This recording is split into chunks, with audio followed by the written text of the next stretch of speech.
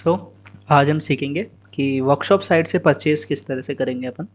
तो workshop site से purchase करने के लिए सेम यहाँ पे परचेज़ का ऑप्शन आपको मिल जाता है। परचेज़ पे आप क्लिक करेंगे, ठीक है। परचेज़ पे क्लिक करने के बाद यहाँ पे परचेज़ इनवॉइस है। सेम आपको परचेज़ इनवॉइस पे क्लिक करना है, तो ये आपका इनवॉइस खुल जाएगा। इनवॉइस पे सेम जैसे अपन यहाँ पे शोरूम साइट पे परचेज़ करते थे, वही लगभग सेम यहाँ पे क्राइटेरिया रहता है कि पहले आपको लेजर नेम में आपके सप्लायर का नाम डालना है कि जिससे आप परचेज़ करने वाले हैं, ठीक है। या तो आपके जो भी परचेज़र रहेगा वो सब यहाँ पे बने रहेंगे, अगर बने हुए नहीं हैं तो आप कंट्रोल एन मतलब शॉर्टकट की कंट्रोल एन प्रेस करेंगे तो ये लेजर मास्टर खुल जाएगा। लेजर मास्टर में सेम आपको जैसे कंपनी है तो एमएस सेलेक्ट करना है, लेजर नाम डालना है कंपनी का नाम, जैसे मान लीजिए यहाँ पे विवेक पीवीटी एलटीडी अपन ने यहाँ पे नाम ले लिया। उसके बाद में जो भी आपको डिटेल डालनी डाल दीजिए, वरना मेन जो डिटेल रहेगी वो रहेगी सन्ड्री क्रेडिटर। सप्लायर में हमेशा सन्ड्री क्रेडिटर और कस्टमर में डेटर। मैंने सेव कर दिया तो ये मेरा सप्लायर बन गया यहाँ से सिंपल, ठीक है। मान लीजिए मैं यहाँ पर विवेक प्राइवेट लिमिटेड से परचेज़ कर रहा हूँ तो एक बार F2 दबा देता हूँ, रिफ्रेश हो गया, ये आ गया। उसके बाद में ये यहाँ पे सप्लायर इनवॉइस नंबर में आपको बिल डालना है कि जो भी बिल, जैसे मान लीजिए मैंने पार्ट खरीदा तो उसके साथ में बिल आता है, तो उस बिल का नंबर क्या है। मान लीजिए मेरे बिल का नंबर है AS1423, ठीक है। इस तरह से आपके भी बिल का कुछ नंबर होगा, वो आप डाल सकते हैं, ऑप्शनल है। अगर आपको जैसे इससे हेल्प होती है कि कभी आपको बिल चेक करना रहा नंबर से, तो आप नंबर से बिल चेक कर सकते हैं, ठीक है। उसके बाद में यहाँ पे आपको आपके पार्ट के नंबर शो हो जाएंगे। जैसे अभी मैंने इससे पहले वाली वीडियो में पार्ट मास्टर से आपको पार्ट बनाना सिखाए थे, या फिर अगर आपकी एक्सेल इसमें लोड हो रखी है तो आपको पार्ट के नंबर दिख जाएंगे जो जो पार्ट आपके पास हैं, ठीक है, सारे। तो आप जैसे मैंने पार्ट पे क्लिक किया, केवल आपको डायरेक्ट क्वांटिटी पे आना है। देखिए उसका नाम, HSN कोड, NDP सब कुछ ऑटोमेटिक आ जाएगा, आपको डालने की ज़रूरत नहीं है। क्वांटिटी डालनी है, 5 खरीदी, 5 डाल दी और ऐड कर दी, ठीक है। इन केस आपके पास नंबर याद नहीं है, नंबर से नहीं नेम से करना है, तो देखिए यहाँ पे आपने नंबर और नेम दोनों का ऑप्शन दे रखा है। आप नेम पे क्लिक करेंगे तो ये नेम से सेलेक्ट हो जाएगा, आपको सारे नेम शो हो जाएंगे यहाँ पे, ठीक है। जैसे ही आपने नाम पे क्लिक किया तो सेम सब कुछ ऑटोमेटिक आ गया। केवल क्वांटिटी क्वांटिटी डालना नहीं भूलेगा, क्वांटिटी आपको डालनी रहेगी। 5 क्वांटिटी में परचेज़ किया, ऐड कर दिया, ठीक है। मान लीजिए मैंने यहाँ पे पार्ट बना ही नहीं रखा, कोई नया पार्ट आया, तो नए पार्ट के लिए आपको पहले देखिए, अगर आपने पार्ट नेम पे क्लिक कर रखा है तो पहले इसको नंबर पे क्लिक कीजिए एक बार, फिर आप नंबर पे आइए और कंट्रोल एन प्रेस कीजिए। कंट्रोल एन प्रेस करेंगे तो ये पार्ट मास्टर का यहाँ पे खुल जाएगा, तो आप अपना पार्ट बना सकते हैं। पार्ट का नंबर डालिए, नाम डालिए, मैन्युफैक्चरर वगैरह ज़रूरी नहीं है, ग्रुप पार्ट ही रहने दीजिए, यूनिट डाल दीजिए, कैसे कैलकुलेट करेंगे, HSN कोड डाल दीजिए, NDP डाल दीजिए, MRP डाल दीजिए और बस इसको सेव कर दीजिए।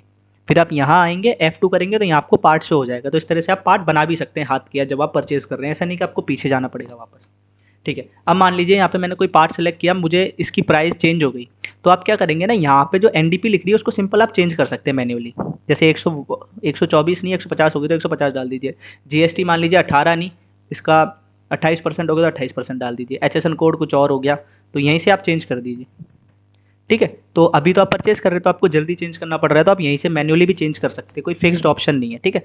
मान लीजिए अगर आपको परमानेंट चेंज करना है कि ये परमानेंट चेंज हो गया है, तो आपको पार्ट मास्टर में जाके उसको चेंज करना रहेगा, ठीक है। यहाँ से आप ओनली टेम्पररी चेंज कर सकते हैं मैन्युअली, कभी ज़रूरत पड़ती है तो, ठीक है। तो आप यहाँ पे सिंपल इसको सेव कर देंगे तो ये आपका सेव हो जाएगा। इस तरह से आपकी परचेज हो जाएगी सॉफ्टवेयर के अंदर, ठीक है।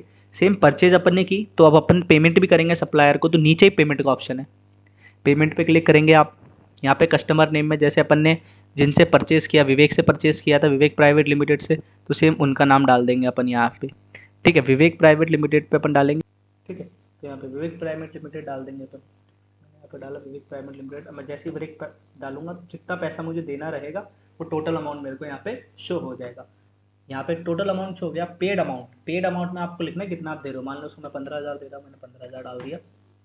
उसके बाद में वाउचर कि आपने किस तरह से पेमेंट किया है, सेम यहाँ पे आपको या तो आपके वाउचर शो हो जाएंगे अगर आपने बनाए हुए हैं, नहीं बनाए तो सेम कंट्रोल एन करके आप यहाँ पे MS सेलेक्ट कीजिए, नाम डालिए, कैश है, बैंक है, फ़ोन पे है, HDFC अकाउंट है, और लेजर ग्रुप में अगर बैंक है तो बैंक अकाउंट और कैश है तो कैश इन है, बस ये डाल के आप सेव करेंगे तो आपका वाउचर बन जाएगा।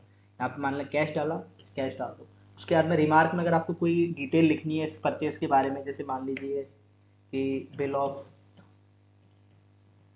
परचेज ऑन 28 जुलाई 2023, इस तरह से आप कोई भी रिमार्क लिख सकते हैं जिससे आप आपको याद रहेगा कि ये परचेज इस तरह की थी, तो आपकी हेल्प के लिए। तो आप इसको, अगर आपको प्रिंट चाहिए, प्रिंट पे क्लिक कीजिए और सेव कर दीजिए। ये आपका परचेज हो गया।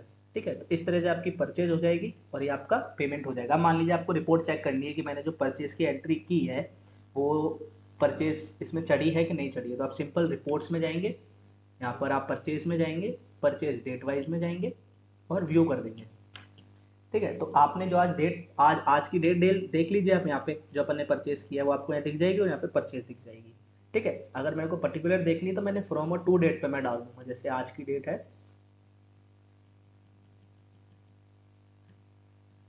यहाँ पे मैंने 1 तारीख डाल दी,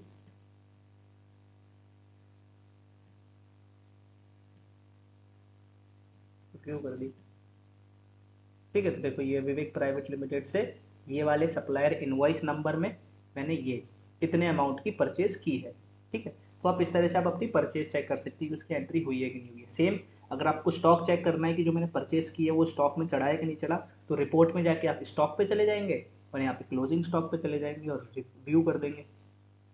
तो आपको यहाँ पे स्टॉक्स हो जाएगा। जो भी आपने पार्ट परचेज किया, कंट्रोल F करो और यहाँ पे पार्ट का नाम डाल दो और इसको फाइंड कर लो। तो इस तरह से आपका स्टॉक चेक हो जाएगा। ठीक है, तो ये दोनों एंट्री आप जो कर रहे हैं वो यहाँ पे क्रॉस चेक कर सकते हैं, आपकी वो एंट्री मैंने की है वो सच में हुई है कि नहीं हुई है। ठीक है, और यहाँ पे आप पेमेंट कर दीजिए। अब कभी कभी क्या होता है, अब जो होता है परचेज में अपन अमाउंट डालना भूल जाते हैं, तो वो आप जब भी पेमेंट करेंगे ना, जैसे मैंने विवेक प्राइवेट लिमिटेड से खरीदा और मैंने किया, तो यहाँ पे क्या आपको अगर अमाउंट जीरो दिख रहा है तो आपको पता लग जाएगा कि मैंने परचेज में अमाउंट नहीं चढ़ाया है। तो वापस आप यहाँ पे परचेज में जाएंगे, परचेज इनवॉइस में जाके या तो आप यहाँ से बैक एंट्री चेक कर लीजिए या फिर आप इनवॉइस का नंबर डाल दीजिए कि कौन से नंबर इनवॉइस थी। ठीक है, तो आप यहाँ पे चेक कर लीजिए सब में अमाउंट है क्या, यहाँ पे अमाउंट आ रहा है क्या, फिर आप इसको अपडेट करेंगे तो आपको यहाँ पे पेमेंट में जाके अपना अमाउंट शो हो जाएगा। ठीक है, तो इस तरह से आप सॉफ्टवेयर के अंदर अपना परचेज चेक कर सकते हैं, पेमेंट चेक कर सकते हैं। उसके बाद में रिपोर्ट में जाके आप परचेज डेट वाइज देख लीजिए कि एंट्री हुई है नहीं हुई है, और स्टॉक में आप जाके स्टॉक चेक कर लीजिए कि स्टॉक लोड हुआ है या नहीं हुआ। ठीक, थैंक यू।